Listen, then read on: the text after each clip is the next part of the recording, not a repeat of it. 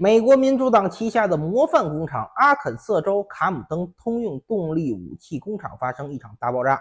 月产量7万炮弹的超级工厂毁于一旦。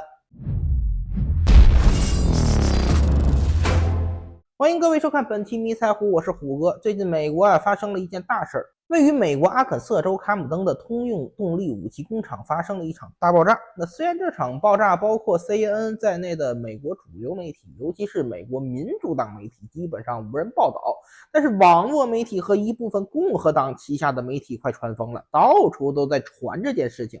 本次爆炸发生在周三上午8点，公司发言人惠利将本次事件轻描淡写地描述为工厂发生一起烟火事故，但是在美国网络上给出的消息却正相反，说这次事件是一起非常严重的重大安全事故。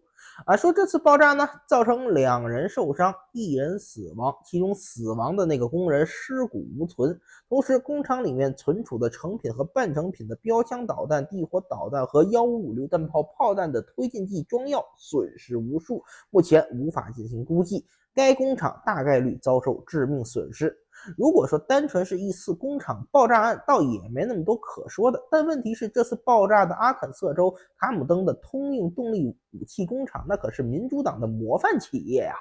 在本次总统辩论的时候，面对乌克兰援助问题，特朗普指责拜登和民主党给乌克兰花了2000多亿美元，完全就是在给美国自己放血。但拜登却反驳说，这些援助大多数都是给美国企业的，美国企业拿了这笔钱扩大再生产，招募员工，生产武器装备，再把武器交给乌克兰，所以这些钱不仅不应该算是美国被放血，还应该被当作是美国恢复工业生产、促进民众就业的启动资金。正因为有援助乌克兰，正因为有这2000亿的美元，美国的经济才能复苏，民众才能有工作岗位。而卡姆登通用动力武器工厂一直以来被民主党认为是该政策下最大的受益者，也是美国的模范企业。因为根据公司的网站透露，自从他们拿到了美国相关援助之后，这座占地8万平米、生产9头蛇火箭、地狱火和标枪导弹的工厂，产量从每月的28000枚增加到了7万枚。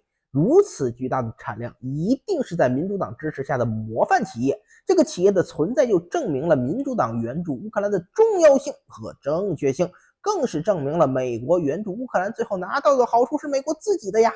2022年，根据美国国防部预算，标枪导弹预计到了2026年产能才能达到每月生产500枚，也就是6000枚导弹的产量。155榴弹炮的产能2023年才2万发，这还是扩产顺利的情况下，怎么这家工厂就跟吃了大力丸一样？上半年的月产能还是28000枚，怎么突然就涨到7万枚了？这个产能是不是有点过于开玩笑了？就算美国把所有的钱都扔给国内建厂，也不应该这样吧？再加上当前美国缺少足够的技术产业工人以及生产设备，如此夸张的产能提升实在有点过于反常识。但问题不大毕竟需要武器的是乌克兰，所以这件事情对美国按理说是没有什么太大影响的。美国政府也基本不会有人愿意去查这件事情到底是真是假，反正他们敢写民主党就敢信。原本事情应该是一直这样下去，但谁能想到这次拜登总统辩论输了，输的还非常彻底。目前民主党为了能实现翻盘，什么办法都用了，卡以色列武器的脖子，要求乌克兰停止战争，可以说民主党为了活下去都不择手段了。同时他们还拿出了卡姆登工厂作为自己政绩的证据，而就在这时，这家工厂爆炸了，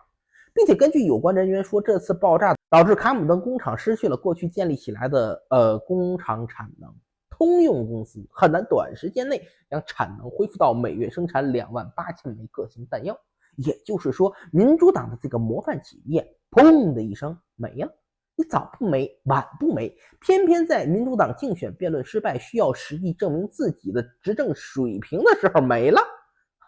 也就是美国的历史比较短这种事情在中国历史上有一个专门的称谓，叫做火龙烧仓当然也不排除民主党真的能在短短几个月内搞出来一个每个月能生产7万发各型弹药的超级工厂但总之事情到了这一步，不管真相是什么都和民主党没有太大关系了。